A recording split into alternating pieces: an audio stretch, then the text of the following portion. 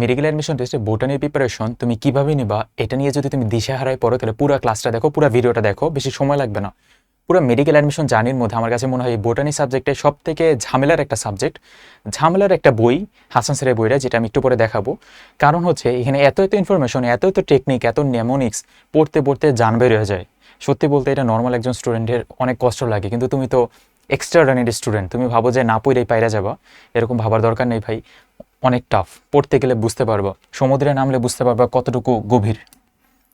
আমি মাঝে মাঝে কি আন্দাজে কথা বলি। আচ্ছা, পরে চলে যাই। তো বোটানি আমরা কিভাবে পড়বো, এটা প্রথমত আমরা লাস্ট ক্লাসে জুলজি নিয়ে অনেক কথা বলছিলাম। জুলজি যা বলছিলাম মোটামুটি অলমোস্ট অনেক কথা এখানে রিপিট হবে। তো রিপিট যেন না হয় তার জন্য আমি কিছু জিনিস লিখে নিয়ে আসছি। প্রথমে আমরা একটা মেডিকেল স্ট্যান্ডার্ড ক্লাস দেখবো। মেডিকেল স্ট্যান্ডার্ড ক্লাস দেখে আমরা ওই বইটাকে দাগাবো, দাগানোর পরে ওই জিনিসগুলো বারবার রিভাইজ দিতে হবে, টেকনিক দাগাবো, সব কিছু পড়বো। কিন্তু ভাই দাগাইলে হবে না, আমাদের এক্সাম দিতে হবে। তো রেগুলার আমরা যে ডেইলি এক্সামগুলো থাকে ওই ডেইলি এক্সামগুলো দিব। ধরো কথার কথা, বোটানিতে সব থেকে একটা কঠিন মানে কঠিন চ্যাপ্টারের নাম বলো তো, যেটা তোমার কাছে অনেক কঠিন লাগছে আজ পর্যন্ত পড়তে। ধরো আমার কাছে লাগছে হচ্ছে নগ্নবীজ আবৃত বীজি, খুবই ঝামেলার একটা চ্যাপ্টার। ওই যে অম্লক বিন্যাস, পুষ্পপত্র বিন্যাস, ওগুলো মুখস্থ করতে যাও অনেক কষ্ট হয়। তো রিল্যাক্সে থাকো। তো ধরো কথার কথা, কালকে পরীক্ষা হচ্ছে ডেইলি এক্সামে নগ্নবীজ আবৃত বীজি, তো ওই চ্যাপ্টারে একটা মেডিকেল স্ট্যান্ডার্ড ক্লাস দেখবো, তারপর ওইটার একটা ডেমো এক্সাম দিব, তারপরে মেইন পরীক্ষার হলে যার একটা এক্সাম দেবো, মানে কোচিংয়ের পরীক্ষায় যার একটা এক্সাম দিব। কিন্তু সমস্যা হচ্ছে কি, তোমরা ক্লাস দেখো হচ্ছে অর্ধেক, তাও আবার 2 উইকস দিয়ে, তারপরে আবার এক্সাম দিতে যাও ডেইলি এক্সামে একদিন যাও একদিন যাও না, তারপরে তোমার ইচ্ছা হয় যে আর যাবোই না, তো পরীক্ষার দেওয়া হয় না, পড়াও হয় না, প্রিপারেশনও হয় না। তারপরে চলে যাবো হচ্ছে দাগানো লাইন। দাগানো লাইন, সরি আমি বাংলায় আসলে লিখতে পারিনি, দাগানো লাইন তুমি ইংলিশেই পড়ো। তো এটা হবে এখানে এরকম দাগানো। তো দাগানো লাইনগুলো আমরা বারবার পড়বো। এখন কোশ্চেন হচ্ছে ভাই কোন বইটা পড়বো। তো আমরা একান্তই সবাই জানি যে হাসান স্যারের বইটা পড়তে হয় বোটানির ক্ষেত্রে। যারা 27 ব্যাচের স্টুডেন্টরা দেখতেছো এখন থেকে ভালো মতো পড়া শুরু করো। আর এটার কিন্তু ইংলিশ ভার্সনে বই আছে, বোটানির উন্মেষের এবং রেটিনার দুইটারই বই আছে, যে ট্রান্সলেটেড বুক। তো বোটানি হাসান স্যারের বইতে ট্রান্সলেটেড বুকটা পড়ো, একটা বই। এখানে কোনো আর অপশন নাই, মানে কোনো ঝামেলা নাই, কারণ একটা বই মনে থাকে না। থিওরির জন্য আমরা একটা বই পড়বো। এখন কোশ্চেন হচ্ছে ভাই এই বইতে তো এমসিকিউ নাই, হাসান স্যারের বইতে এমসিকিউর জন্য আলাদা একটা বোর্ড বই পড়বো। কোন বোর্ড বই? লাস্ট ক্লাসে আমরা যে জুলজি নিয়ে অনেক কথা বলছিলাম, যে আজিবুর স্যারের বইটা পড়বো, অক্ষরপত্র প্রকাশনীর। তো এই যে এই বইটা, এই বইয়ের ভিতরে অনেক এমসিকিউ। আবার ভাইবো না যে এই বই আমার কেউ দিছে, এটা আমি নিজে কিনে আনছি ভাই, নিজে কিনে তোমাদের দেখাইতেছি। তো এই বইয়ের মধ্যে দেখবা যে মনে রাখো পার্ট অনেক কিছু আছে, আমি দেখাচ্ছি।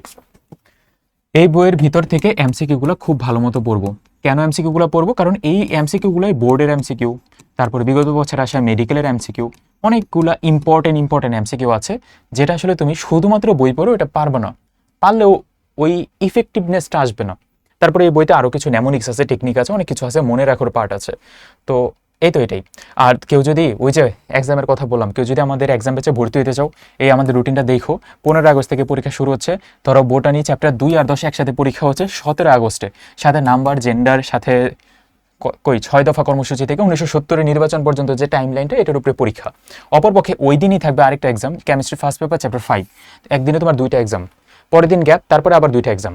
তো এইভাবে আমরা তার মানে গড়ে কিন্তু প্রতিদিন একটা করে এক্সাম পড়ে। আমাদের এক্সাম পেজটা দেখতে পারো, এই পিডিএফ না সরি রুটিনটা তো আছেই তোমার কাছে, অথবা আমাদের হোয়াটসঅ্যাপে নক দিলে পাই যাবা। আচ্ছা, যেটা বোঝানোর চেষ্টা করতেছিলাম, সামারিটা হচ্ছে, তাহলে আমরা বোটানি হাসান স্যারের বইটা পড়া হয়ে গেলে আজিবুর স্যারের বইয়ের এমসিকিউগুলো সলভ করব।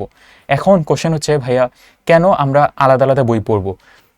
তার জন্য আমি লাস্ট ক্লাসে যে জুলজি যে লাইনগুলো বলছিলাম, মানে কথাগুলো বলছিলাম, যে জুলজিতে আমরা একটা মেইন বই তো পড়ি এবং সাথে সাথে মাজেদা ম্যাম অথবা পারভিন ম্যামের এমসিকিউগুলো পড়েছি, মানে লাস্ট ক্লাসে কথা বলতেছি। কিন্তু এখানে একটা ইম্পর্টেন্ট কথা ছিল, যে কেন আমরা এই বইটা পড়বো, অক্ষরপত্র অথবা অন্য একটা রাইটারের এমসিকিউ কেন আমার দরকার। কারণ লাস্ট ক্লাসে আমি এটা সামারিতে তোমাকে বলেছিলাম, যে তুমি টিচার যখন একটা বই কিনবে, এই যে এই বইটা কিনলো, সাথে হাসান স্যারের বই কিনলো, হাসান স্যারের বই থেকেই তো আর 15টার মধ্যে 15টা কোশ্চেনেরই তুলে দেবে না, ভিতর থেকে বানায় দিবে না, দিতেও পারে নাও দিতে পারে। এখন লাস্ট 4-5 বছরের প্রশ্ন যদি অ্যানালাইসিস করো, দেখবা যে বইয়ের এমসিকিউ থেকে অনেক প্রশ্ন তুলে দিছে। তাহলে আগে আমার কি করা উচিত? আগে আমার অবশ্যই বইয়ের এমসিকিউ তো তাহলে প্রাধান্য দিতে হবে না? তাহলে এখন অনেকে বলবা যে ভাই এবার তো নাও তুলে দিতে পারে। ভাই নাও তুলে দিতে পারে, তুলেও তো দিতে পারে। মানে এত নেগেটিভ কেন চিন্তা? তুলেও তো দিতে পারে। আর আগে তুমি এই এমসিকিউ গুলো সলভ করো, বইয়ের ভিতরে তো তুমি পড়ো ভাই, এমন না যে বইয়ের ভিতরে তুমি না পড়ে আমি শুধু এটা পড়তে বলতেছি, এমন তো না। মানে শুধু বইয়ের এমসিকিউ পড়তে বলতেছি না। লাস্ট ক্লাসে আমরা অনেকগুলো কথা বলছিলাম, তার মধ্যে মূল কথা ছিল আমরা আলিম স্যারের বই লাগবে না, মূল কথা ছিল যে আমরা কোচিংয়ের বই থেকে এমসিকিউ প্র্যাকটিস না করে সরাসরি মেন বই থেকে এমসিকিউ প্র্যাকটিস করব, যেন কোচিংয়ের বই আমার এই পার্থক্য কভার হয়ে যায়, সাথে সাথে এই মেডিকেল আসা প্রশ্নগুলো কভার হয়ে যায়, কারণ কোচিংয়ের বইতে ওরিয়েন্টেশন ওইভাবে ঠিক থাকে না, তারপরে মনে রাখার পার্টগুলো যেন কভার হয়ে যায়। তো আমরা লাস্ট ক্লাসে এগুলো নিয়ে আলোচনা করছিলাম।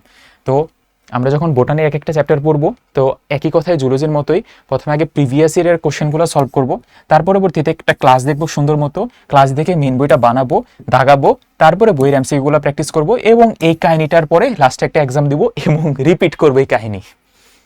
একটু বেশি হয়ে যেতেছে না? আচ্ছা, কিন্তু ভাই এটাই সত্যি কথা, বেশি হইলেও আমি কি করবো, আর সত্তরে তো আর মিথ্যা বানানো যায় না। তো যেটা সত্যি কথা ওইটাই তো তোমার আমি বলতেছি। আচ্ছা, তো আমাদের ম্যাথ পারফরমেন্সের মেডিকেল এক্সাম ব্যাচে কিন্তু অনেক ভালো ভালো প্রশ্ন পরীক্ষা হয়। ভাই আর কয়বার এক্সাম ব্যাচের কথা বলবেন? আচ্ছা, আর এক্সাম ব্যাচের কথা বলবো না, যাও।